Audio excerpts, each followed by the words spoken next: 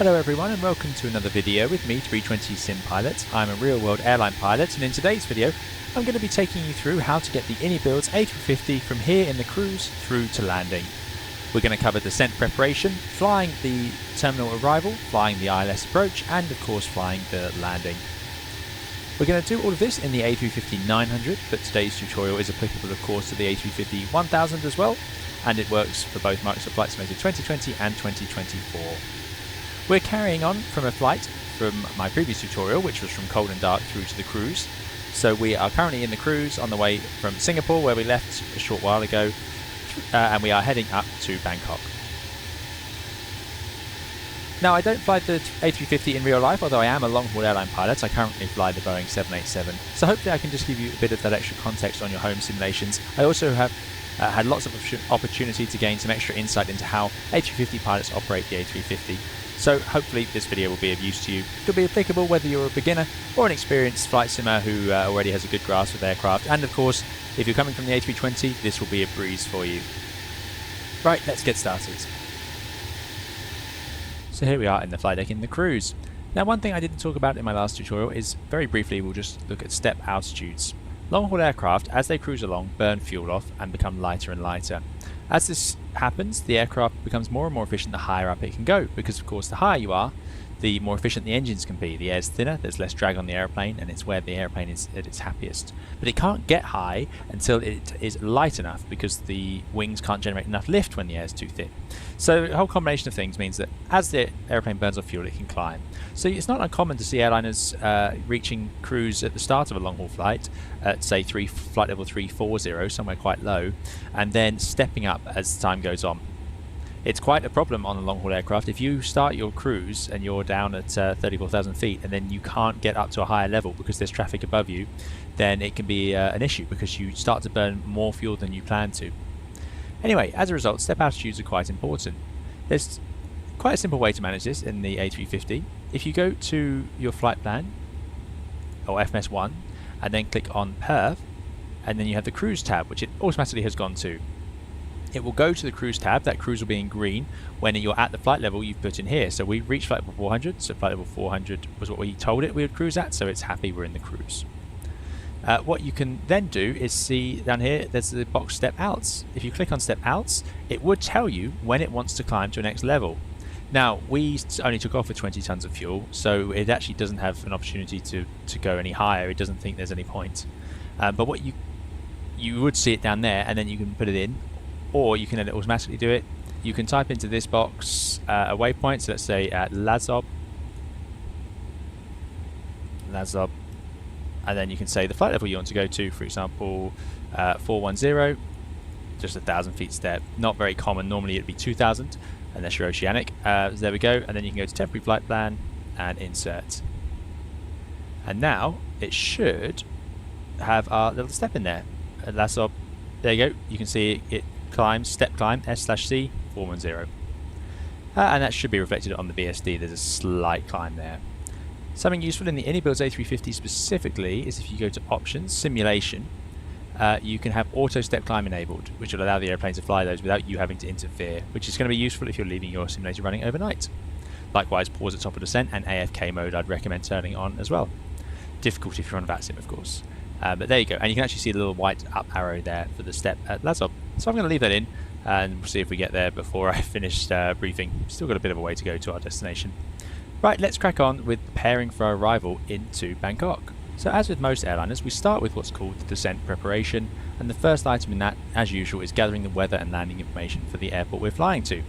So we need to know the wind conditions, the temperature, things like that, so we can work out how the landing performance of the aeroplane is affected, if we can even land there, and also which runway we're going to be landing on. If you're on VATSIM, it's very straightforward. You click on this tab, go to ATC COM. This is where you interact with air traffic control.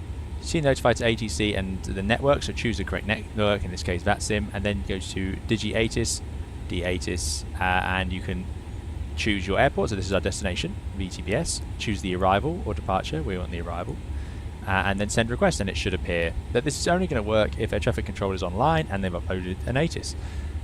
We don't have that today, so I'm going to go back to flight plan, or FMS 1, sorry. So what else can you do? Well, if you go to the weather tab and you're flying with a preset like I am, scattered clouds, then you'll see the conditions here. Temperature 15, QNH is 1013, and if I click on the wind layer, I can see the wind is westerly at 5 knots. So pretty straightforward. Finally, if you're flying with real world weather, then what you need to do is Google the actual what's called a METAR for that airport, and you can then get the information. So lots of apps have access to this sort of information. So yeah, you just need to find one that has access to the current METAR, and you can type in the METAR for the real world airport, because that is what Flight Sim will download something similar to. So we know our conditions now, so we can start setting up the airplane for our arrival. First of all, landing runway. Well, again, if you're flying offline, you can just choose the runway you want to land on. In this case, I'm going to land on runway 19 in Bangkok. So we'll land here, runway 19. It's a nice long 4-kilometer runway, 60 meters wide, which is a really good place to be. And then, yeah, that's all good. That runway also has several approaches to do. So you can set up your charts accordingly. First of all, you need to make sure you have the correct flight plan, so you know which chart you're going to need. Here is our route, and we are coming in via Yankee 12, Alemi, Tumga 1 Charlie, VTBS. That's the airport. Expected to land runway 19. So if I go to terminal charts, you can go to star, and this is really well organized, and then find the appropriate star. It might take a little bit of searching, but I have managed to find the Tumga 1 Charlie, which is down here, and we're coming in via Alemi, as we saw in the flight plan. So Alemi, Tumga 1 Charlie, and then that takes us sort of downwind. Next up is the IAC, Instrument Approach Charts. So you click on that, and you just got to give it a second, and it will get there. There we go. And ILS Zulu, runway 19, and there's our ILS chart. And that's it. You'll notice that star does not connect directly to this waypoint Letma.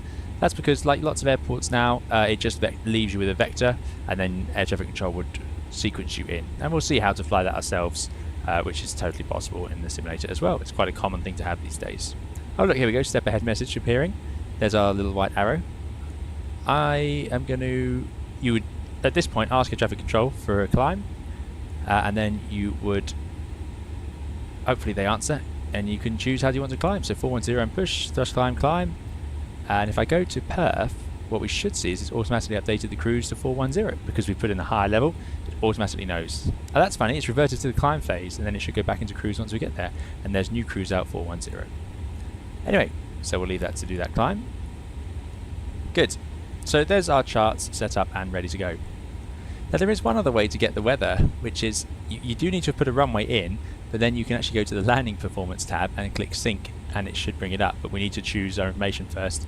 So what you could do is click sync sim brief, so it's expecting VTBS runway 19, which is actually true, and then click sync over here, and it will download the weather for you. So that is another way to get more accurate information, but it does rely on you already knowing the airport and runway you want to land on over here.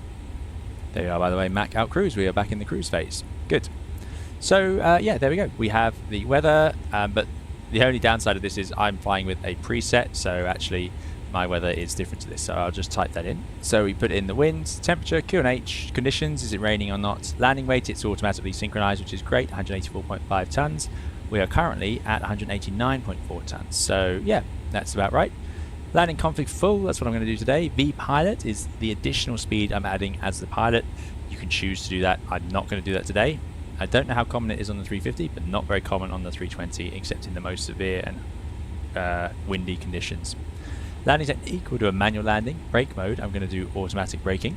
So I'll just set that to medium for now, and we'll see if we fit, and then we can choose how to do our brake to vacate, which will come up later. Reversers, I'm just going to say no, we're going to do idle reverse. Yeah, so that's all good, and then I will just close that keyboard and hit compute. Weirdly, it has it in as runway 19 right, but there we go. And then hit compute, and then we get information. So you get the idea.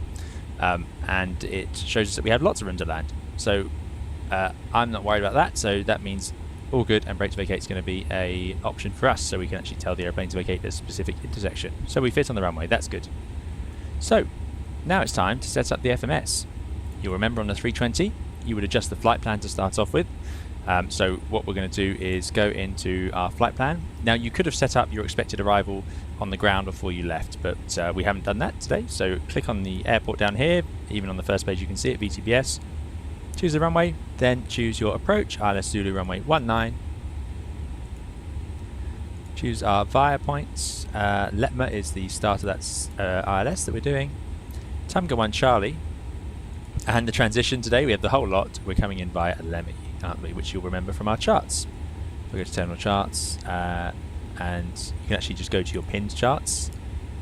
Click on it. It does take a second to cycle through, but they are all here. Yeah, there we go. So Tumga, and then it goes out downwind, but we are starting at a Lemmy, so our transition is a Lemmy to Tumga. So that is all there. If I go temporary flight plan now, we'll see, hopefully, as we scroll through. There you go, VKB's our next points. Lemmy, Tumga, Isram, Duda, all the way through again and carries on. So that's as expected, and I'm going to insert that. Now in the real aircraft, you would of course check through this and check through these restrictions as well. For example, so that is got restrictions here at Tumga and Isram, and if we look on the chart, Tumga is below flight level 180, Isram is above 11,000 feet. So we can see it has the restrictions, and if I click on it, you can see at or above flight level 110. So that's all worked. That's nice. That's in there. Great. So that's the flight plan done. Next, I also want to just make sure fuel and loading hasn't changed really, has it? But I'm going to go to the performance tab and just look at the approach phase. Descent, you can also do actually at this point. You can just check that the descent managed mode, so that's what we expect to be fine. The descent in is correct. So decimal 84 transitioning to 270 knots. It's a very normal way to descend the airplane, 350 feet. I mean, I'm not going to touch that. I'm surprised that's in there actually these days, but there we go. Approach, ILS run rate 19, landing at 193.3. Well, that's wrong, but not going to worry too much about that. It's not going to be too far off. But yeah, so in here, I'm going to type in the wind. As usual, you can select it, and then I can hold down Control and type it in, or I can go down to my keyboard, which is actually going to be easier, and you'll see why. 270, and I just need the angle. Then I hit Enter, and the cursor will jump to the next box, and I can hit 5, Enter, jump to temperature, 15 degrees, Enter, QNH 1013. You see this is by far the easiest. And then minimums. Well, it's a nice day today, so let's bring up our ILS chart and check we get the right minimums. So we're doing Cat 1, DME, Category D airplane, 250 feet, as expected. So 250, Enter. Then it's, like I say, got this weight slightly wrong, but it's not too far off. I will just check why it's done that. Yeah, that's fine. And we're landing config full, as we told the performance, with a V approach of 144. The go around tab, you don't need to fiddle with either, but you could if you wanted to adjust some things in here. Like the engine out acceleration, depending on your company's procedure, but we're going to leave it as it is. So that's the performance done.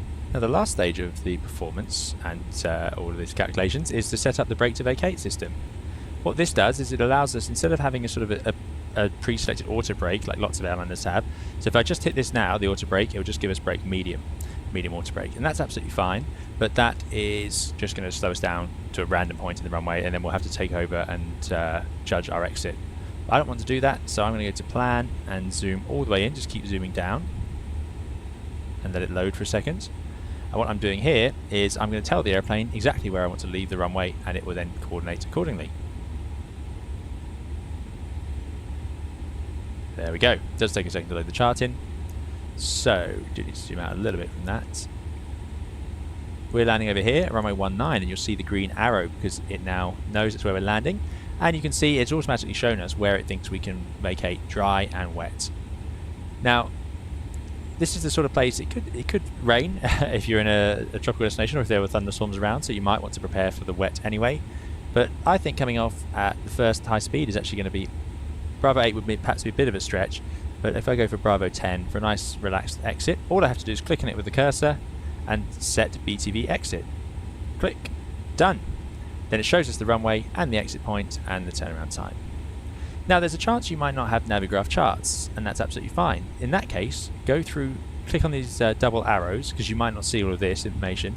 You click on the double arrows, click landing, and then type the distance from the threshold that you want the airplane to come to a taxi speed in.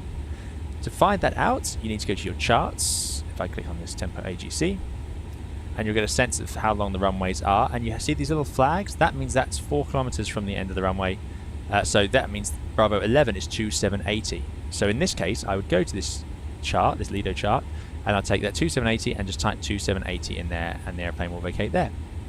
But we're going to use, like I say, we've actually just clicked on it, so it does that for us, and you see it's highlighted. Then you come over here, press auto brake, and it should say BTV, which it does. So that's now set up. Now we've set up for an ILS approach, which is a sort of traditional approach. It's still probably the most common sort of thing you're going to do, depending on where you operate your aircraft or your company's route network. But yeah, it's pretty standard to be flying an ILS in, because you tend to fly long-haul aircraft into big, well-equipped airports. However, this airplane is capable of some other approaches, and they are modelled, which is quite impressive. But I'm going to save those for another day, because that's a bit of complexity to add in, and this is more about just getting the airplane through all the phases of flight. But it does have the option to you can choose to fly an RNAV approach pretty much as an ILS, or a VOR approach pretty much as an ILS. It's very clever. It's a common thing as well, actually, these days. It's being fitted onto the 320 aircraft in some ways, and the 787 already has a system like that as well. You can actually see your flight plan in quite a picture way while we look at the ND. If you go to plan and then zoom out, then you can scroll through on here and you'll get to see the arrival. So and if you have the CSTR, the constraints buttons pressed, which you should do, you can actually see them all as you go through like that. What happens if I click on this point? There you go, you can actually click with the cursor on the screen from present position direct to, or insert it as an X. Very clever. Very good. But yeah, so that's a quicker way to see all those constraints rather than trying to do it through the FMS. There they are. We can check the ILS frequency if we go on the position tab and then go to navigate, and then down here LS, ident, ISEN, frequency 110.5, course 194, 3 degree ILS. And if we come over here, hopefully it matches 110.5 ISEN and course of 195, and it is an ILS with a 3 degree glide slope. That's great. You have the option to deselect the glide. Don't do that. That will stop the glide slope from working. That would be if it's transmitting erroneously and you just want to fly a localizer approach, something like that.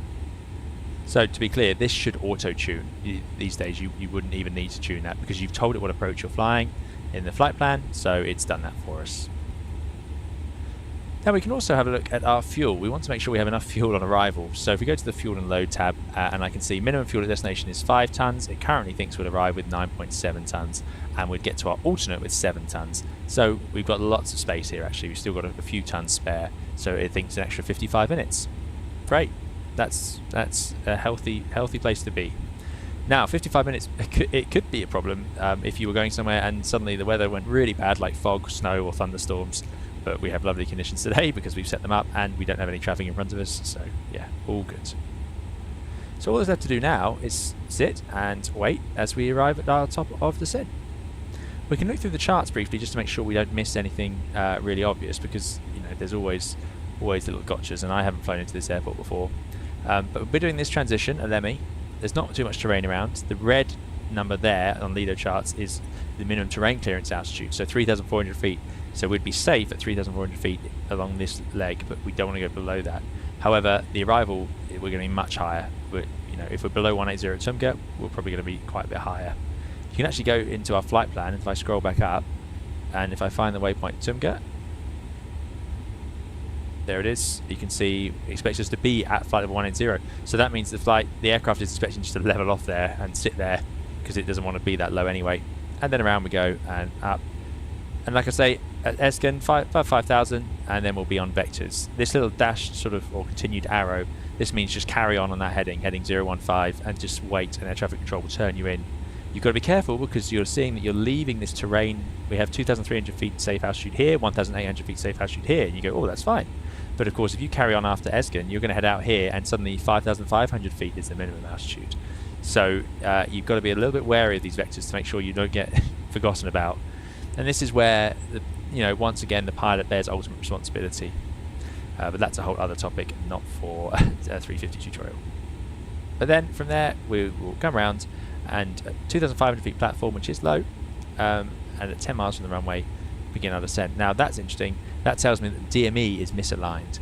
That means that the DME on the ILS, which will be on our PFD, won't be reading the correct distance to the runway. And you can see here, we're actually 2.3 miles. It's going to read 2.3 miles at threshold, which means we are 2.3 miles closer than the DME suggests. So at 10 miles, we're actually something like 7.7 miles from touchdown, which would make sense at 2,500 feet. So there you go. So watch out for that one. That's the little gotcha on this approach. And then 250 feet, we've already talked about. And then there's the missed approach over here if you need it, which you can also see drawn pictorially around left turn up to opt-it, and we'll have the fuel to do that if we need to. There are some speed limits, so it's max 220 at Letmer, and then it's Lotmu at 180. 7.7 miles at 180 is a little bit sporty, but totally achievable. Totally achievable, and then we'll just configure from there. Another thing to do before we start descent, go into your surveillance tab. Much easier just to press serve down here, and then set your TCAS to below. I don't have any other traffic around me today, but it is a useful thing to do because it would be good to see what's going on beneath you as you do your descent, because it will mean you can manage your vertical speed. You don't want to be going too fast on the vertical speed with traffic just beneath you. Coming up, there's our top of descent arrow.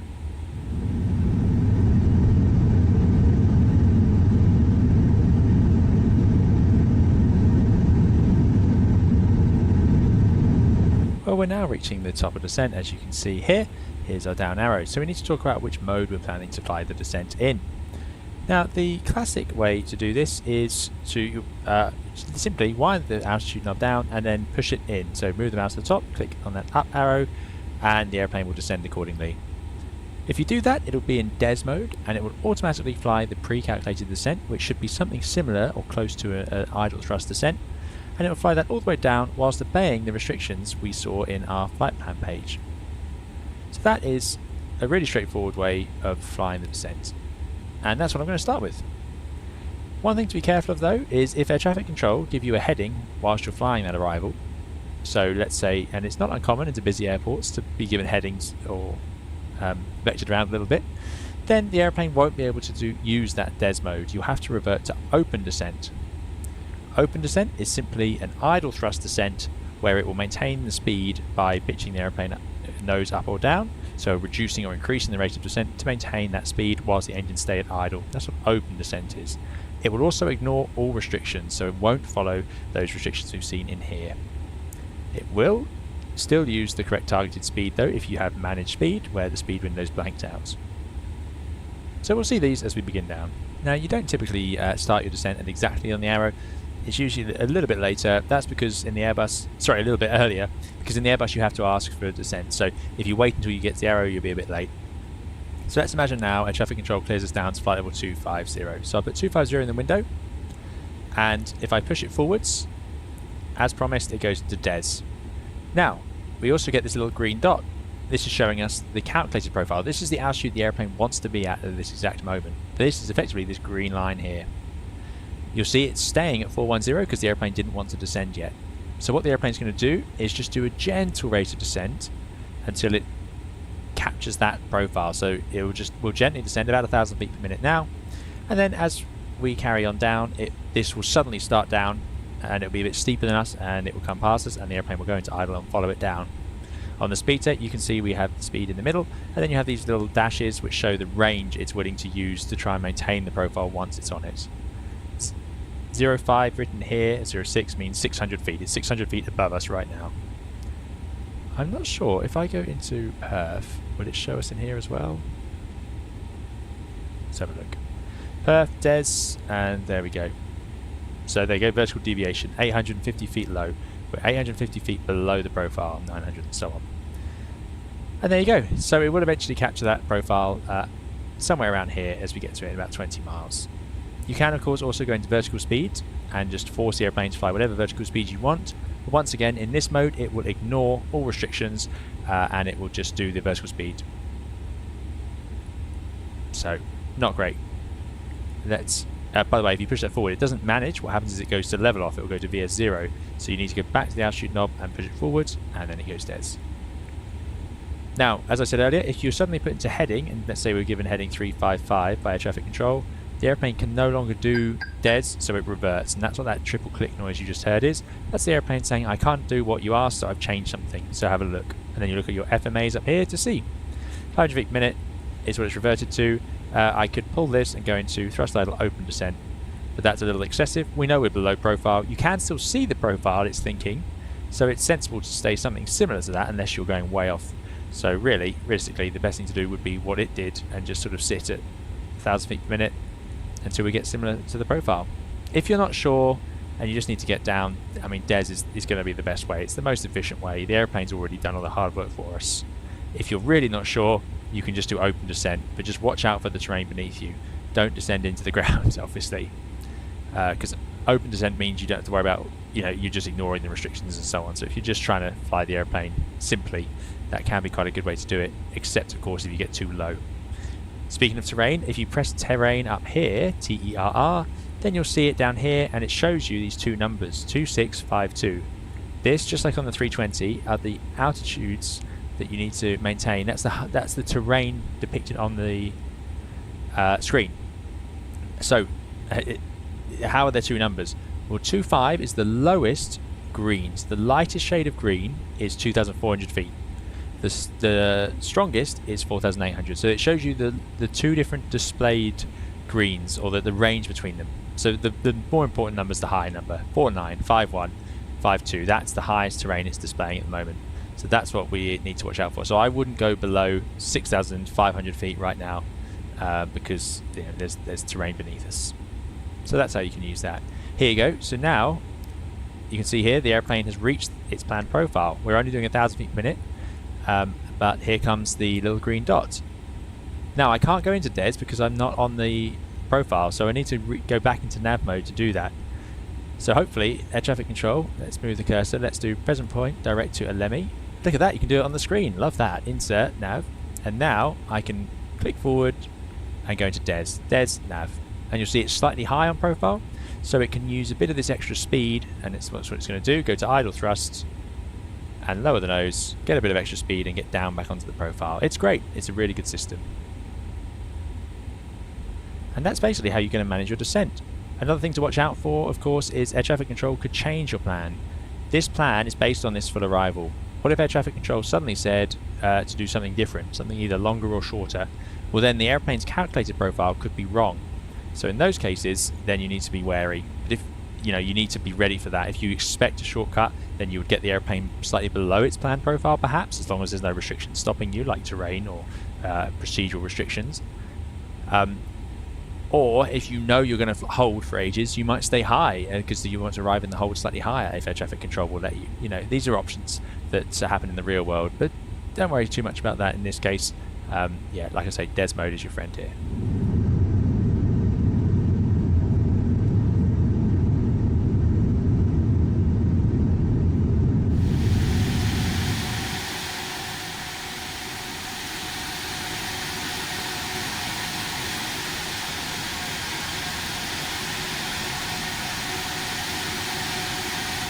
To icing conditions, you need to turn on the engine anti-ice in the A350. I don't believe it's automatic. Icing conditions would be visible moisture, so you're in cloud or it's raining, and the static air temperature goes above -40. The total air temperature is below -10. A little bit confusing that. Basically, TAT is your total air temperature. That's the temperature on the front of the airplane. Once that's below +10, there's a chance of ice. So that's when you would turn on the engine anti-ice, and you'd go up here and turn them on. The point is, if the static air temperature goes below -40, then it's too cold to realistically expect icing conditions, so you wouldn't need to turn it on anymore. But in the descent, you would turn it on in all circumstances when the TAT's below -10 and you're descending, because of course the engines are at low power, so it's just not worth the risk. Just turn it on. Right now, that's not an issue. We don't need it, so we'll turn it off. There we go, out. It's gone to 250, and you'll see our predicted profile disappearing beneath us. So what do you do if you get high, which is very easy to do? Let's say you've missed the top of the descent, you're talking like I am now, you're a streamer and you've been chatting to your viewers, or you've been away from the computer and you come back and you see this. What are we going to do? Well, I'm just going to leave it to get high, but basically the easiest way is to go into open descent. It's going to be the quickest way. You can do managed descent and then deploy the speed brakes, which are down here, and that would work, but it's even quicker to do it in open descent because we can wind the speed up a bit further than the managed descent mode will. Anyway, you'd be amazed how effective speed brakes are. On modern airliners, I mean, they're getting better and better. The 320 speed brakes seem a little bit ineffective compared to what you've got on things like the Boeing 787, and I don't know what the real 350 speed brakes are like. They are big and they're along a lot of the wing, so I would imagine they're pretty effective as well. It's a handy thing to have on long-haul aircraft because there's so much momentum. This airplane right now weighs 185 tons. This is a lot of weight flying around the sky, so it's really useful to be able to immediately or aggressively slow it down if you need to. So 2,600 feet high, that's That's a little bit above profile. Let's imagine we're cleared down to 10,000 feet now. Let me just check the chart actually. Where's the transition altitude? Let's go back to our star. That's going to be the next thing we need to discuss. Looks like 11,000 feet is an altitude already. So transition level 130 is the final flight level. So we're now descending to 10,000 feet. But we'll sort that out in just a moment. But because you can see we're high, 3,000 feet high, and we're going to stay high. And you can see it on this vertical display. It shows that we're above profile. You see that gap between us and our green line? I don't think this is quite as good, this vertical display, as the one in the 787. And I know that's a bit shocking to say, but yeah, it's just unfortunate that we haven't seen a 787 one in Flight Simulator yet. Anyway, we're high, 3,000 feet high, and if I stay at the original planned speed, we're not going to get any closer, because that's just the speed it's at. We're at idle thrust, this is all it can do. Now if I deploy the speed brakes, and we can see those out on the wing. If I go to instrument, you can feel them already, the way the cabin changes. There they are. They're along a lot of the wing, like I say. And that's only partially deployed, but they destroy the lift on the top of the wing. They're very effective, and that forces the airplane to create loads of drag. And you can see now we're 200 feet closer, 300 feet closer. Even better, and before using the speed brakes even, you could pull the speed and then wind it up.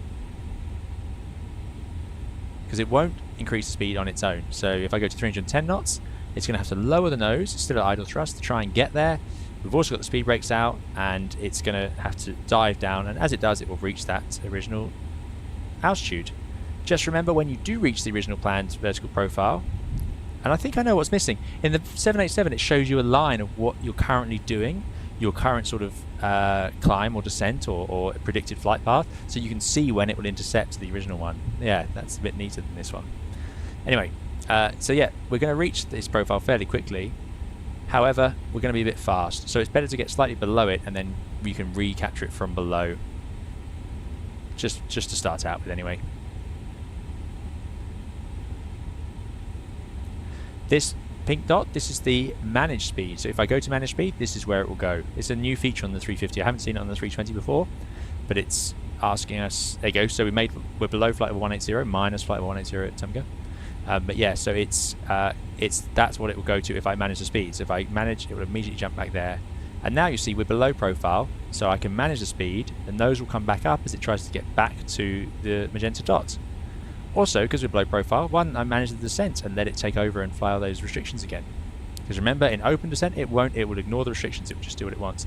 So now we're in thrust idle, DES, and out 110. And those speed brakes are still out, remember, helping us out in regaining the profile. And we barely had to use them, barely had to dive at all.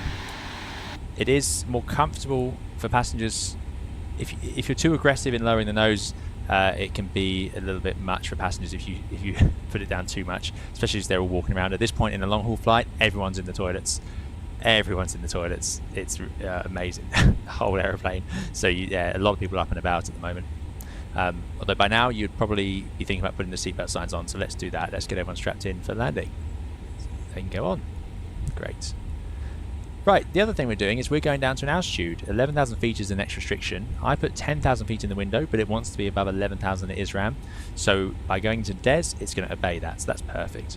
But that's an altitude only to be on the QNH. Now, I don't know what happened. At some point, my airplane automatically converted over to QNH 1213. It shouldn't have done that. I'm not sure what happened there. That was a while ago in the video. So anyway, it would have been in standard. We're going down to 10,000, or a restriction of 11,000. So although it says flight level 110, 11,000 feet is a restriction, so I'm going to pull that and go onto QNH. By the way, you can pre-select the QNH, so you can set it up in the background and then it will disappear from the screen. So you've got 1013 set there. It'll go away, and then when you do pull, it will go to whatever you pre-selected, which is great. So going down to QNH 1013, yeah, we put 10,000 in the window, but because the airplane thinks it has to level off for a bit to meet ISRAM at 11,000, it shows us magenta 11. That will change to 10 when we get past it. That's also why we have this magenta alt. It's going to have to level off on its own, and then that would be blue if it's going to meet this altitude here. Don't worry too much about this stuff. It's pretty advanced, really. But yeah, there we go. That's all the different interactions of the managed modes. So it's going to, there you go. Now it's gone to the blue altitude window, because it is now going to level off at the window that we've got, the altitude we have in the FCU. It's also got 250 knots at Duda, so this will automatically, because again we're in managed speed, bring the speed back. Again, if you have it set like this, with the window open, like we did earlier when we were trying to get down quicker, it won't. It will just stay at 270, and that managed dot will come back to 250, but the airplane won't do it unless you let it. So again, best way to have it is everything managed. That's the Airbus way for descents. It's great, really, really great.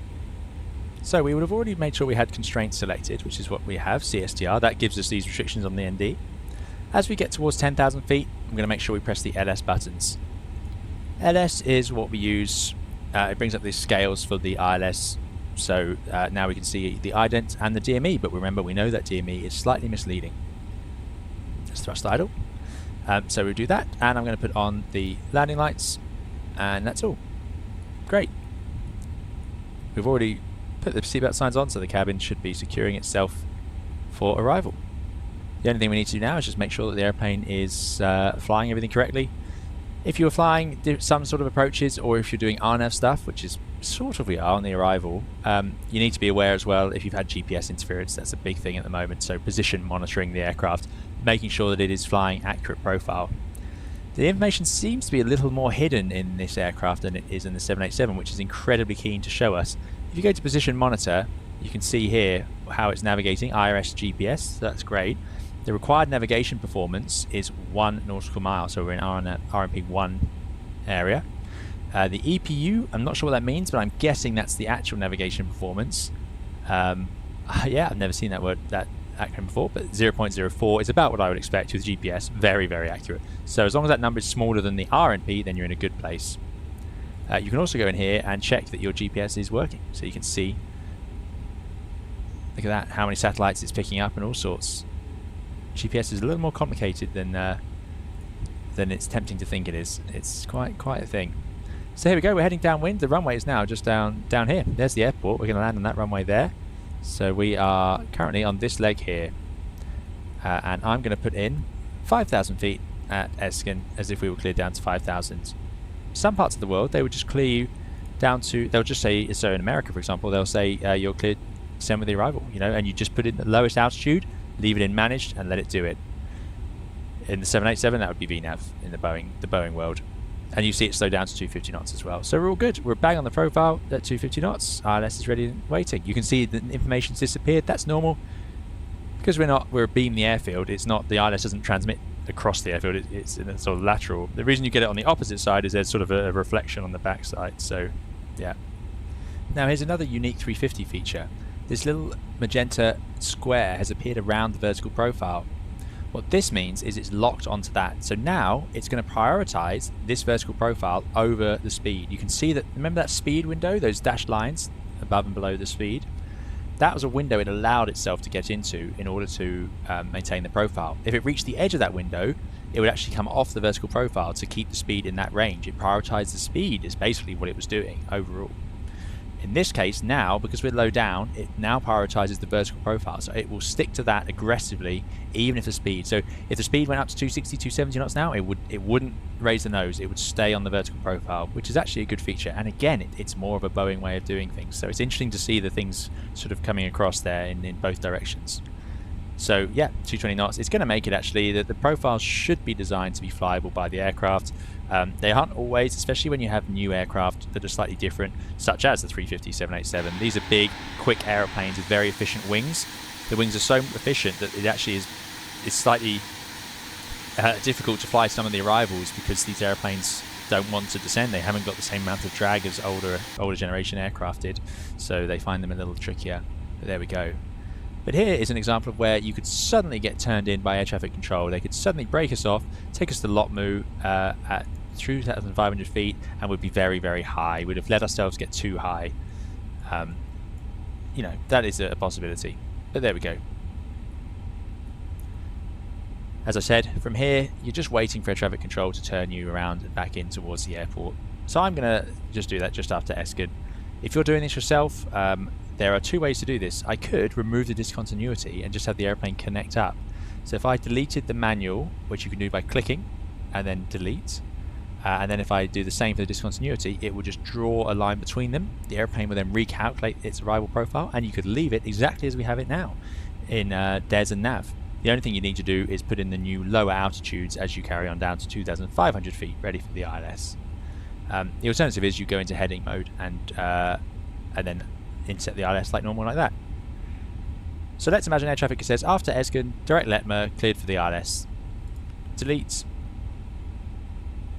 And if I can find it again. Delete. Draws the line. Insert. And there we go. And now it will calculate its vertical profile. See, it's slightly beneath us. Oh, there we go. It's redone it. And now it's going to fly the whole thing. Like I say, the alternative is air traffic control. Say, actually turn left heading of 320 vectors for the ILS. So then you go heading and you turn left and get ready for the problem. There's that triple click. It's gone into vertical speed. So just watch out when this happens. You've then got to judge your altitude and distance yourself, or just get yourself down to a safe altitude a bit quicker. Just don't. You can easily get yourself caught out high like this. So yeah, let's imagine we are going to Lavog. So now they might say direct Lavog, cleared ILS 19. So I'm going to take Lavog, PPOS direct, present position direct, to Lavog, insert, nav, there we go. Now we're going to turn around, glide slope slightly above us, that's absolutely fine. Now, there you go, it's cleared out the speed restriction, so the airplane has decided to carry on back up to 250 knots. Now, what should we have done about that? Well, it's time to activate the approach phase. The approach phase would automatically activate at this magenta D over here. What the approach phase does is it tells the airplane, right, I'm now flying the approach, so I want the speed to be reducing. So, go to your perf tab. Remember FMS 1, active perf, activate approach, confirm. Now you'll see that magenta dots disappeared back, and it's just going to target the slowest speed it can in the current configuration. When I put out some flaps, it will target the slowest speed with those flaps out, and it will just keep doing that all the way back to the approach. So it's great. And if you don't do that, eventually you'll happen what happened to me there, and the airplane will just try and accelerate to 250. Like I said, there was a magenta D on the line, so it was going to do that itself, but it's just a bit later than I want it to be. Anyway, once you're pointing towards your runway and you're sort of in line or aiming at that green string, you're going to arm the approach. Press APPR and the second autopilot, and you'll see this, land 3 dual AP1+2, and crucially, glide slope and localizer are in blue and armed. And then, when it's close enough to intercept, it will go green and you get a lock star. That's the localizer coming in from the right. You want the glide slope to be above you, so if it's not, you need to get beneath it. Capturing from above is possible, but that's a tutorial on its own. I do have a glide slope from above tutorial on my channel in the Airbus if you'd like to see it. And there we go, glide slope star. It's now captured that glide slope and it's going to start down, and you can see the speed coming back to our minimum clean, which is called green dot on the Airbus family.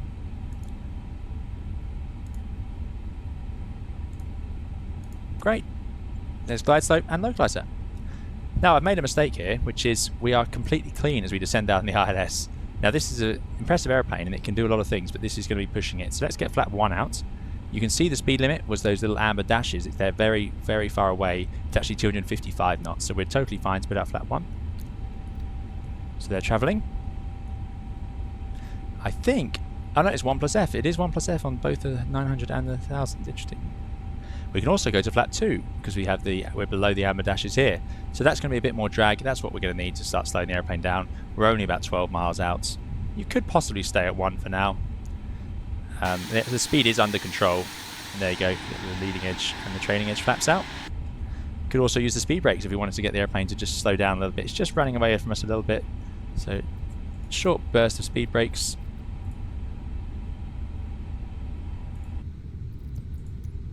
And then we can go flap 2.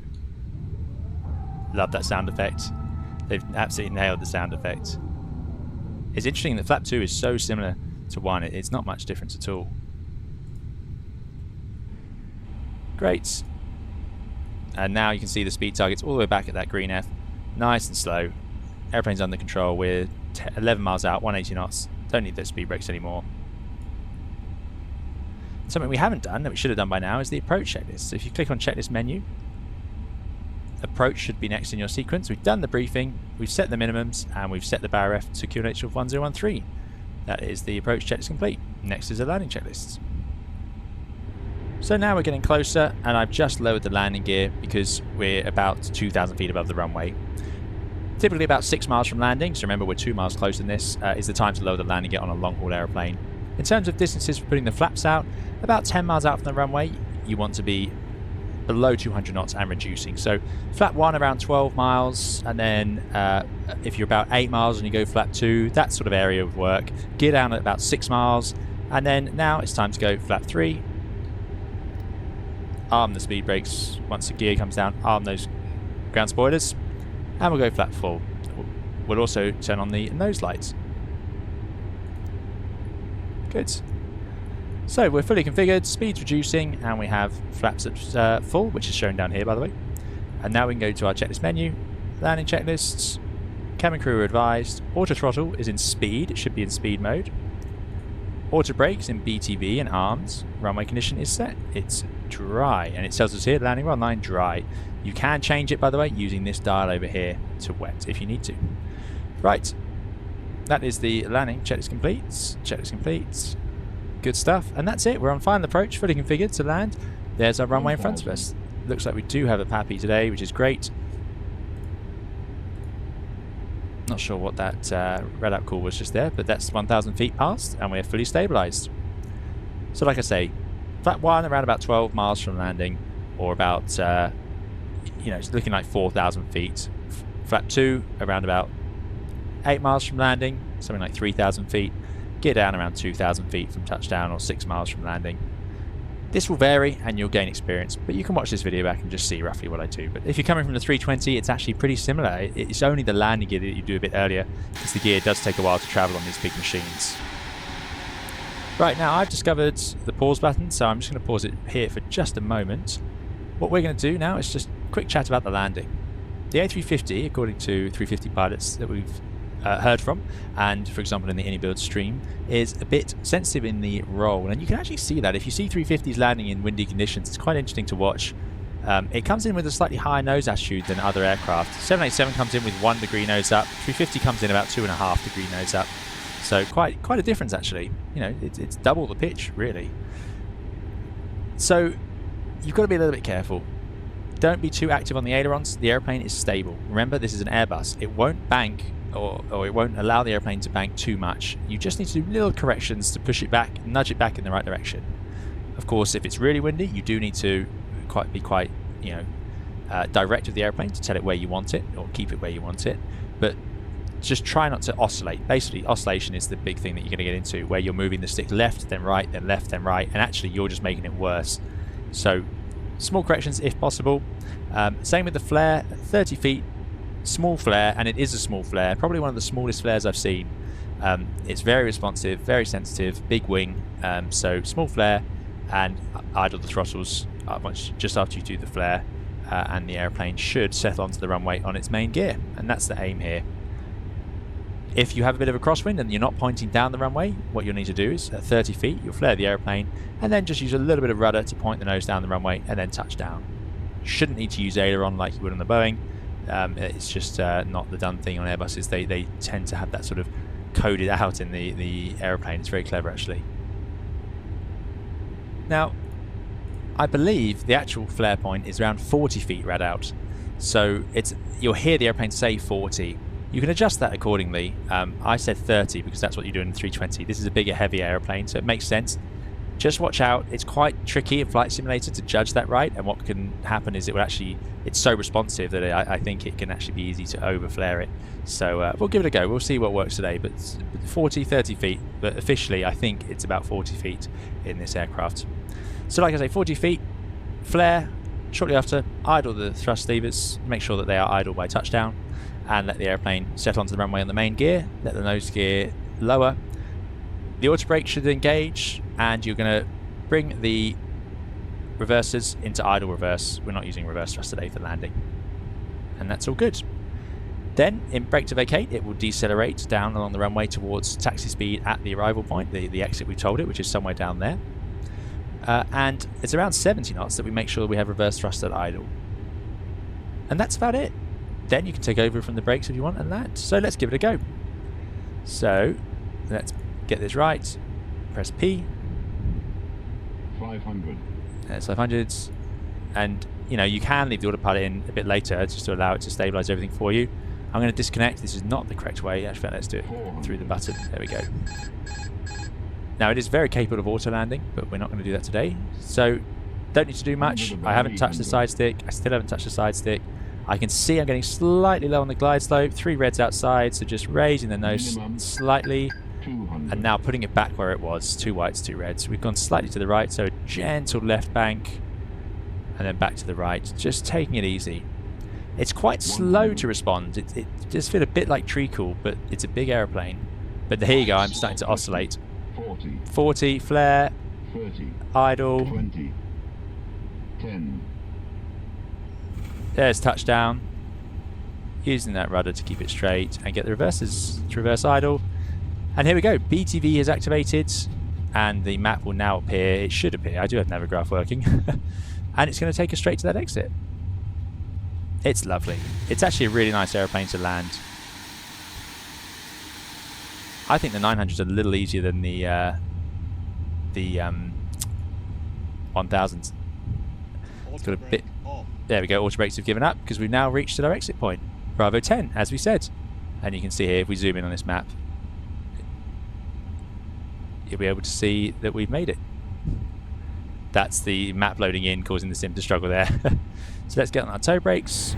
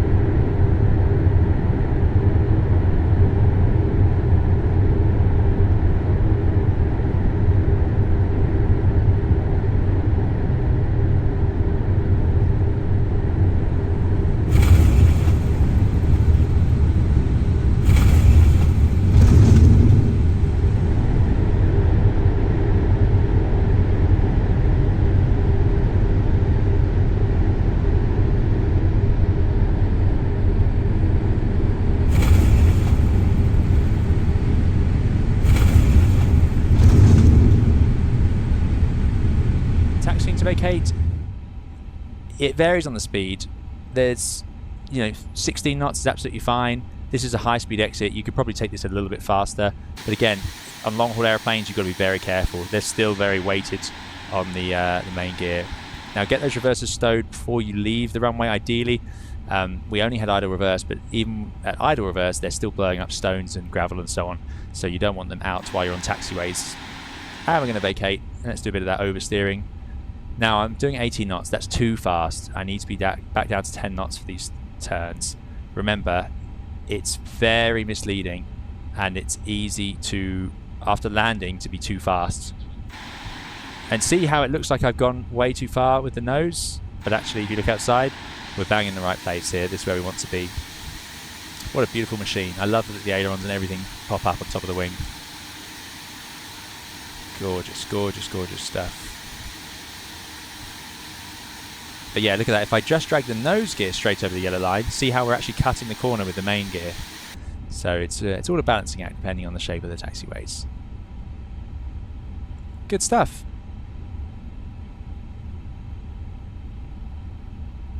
Now we've vacated, we can run through the after landing procedure.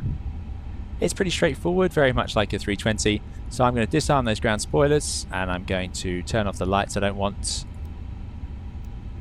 So I'll leave the taxi light on, landing light off, and strobe lights back to auto. Going to start up the APU and bring those flaps up. Check the weather radars off, sort out the transponder if required. So set the TCAS to standby. Let's actually see, I wonder if it's done that automatically. Surveillance, TCAS, yeah, there we go, TCAS on TARE, so put it back to standby. Confirm. And we taxi in. Then you can see we have our map already here, something we could have briefed from earlier. Fantastic.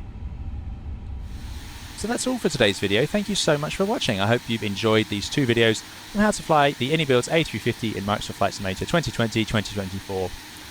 I've had a lot of fun doing this. It's really cool to see sort of the competitor airliner to the aircraft that I fly, and to see all those modern features. It really is the pinnacle of Airbus's design and philosophy, and they've done a fantastic job. It must be a lovely airplane to operate in the real world, and it's great to get a taste of that in Microsoft Flight Simulator. The extreme opposite of aircraft like the F-28 that I have in a video, either coming very soon or that's already out. But sort of those retro style airliners. It's amazing to see how far the ideas and technology have come. I hope this video has been useful for you. There'll still be more videos coming on the A350, the PMDG 777, and all the other Microsoft Flight Simulator aircraft that I can get the chance to fly, as well as, of course, the Boeing 787. So do please subscribe if you'd like to see those. Plenty of live streams as well to come. So I hope to see you in one of those videos or live streams in the near future. Thank you so much for watching. Bye-bye.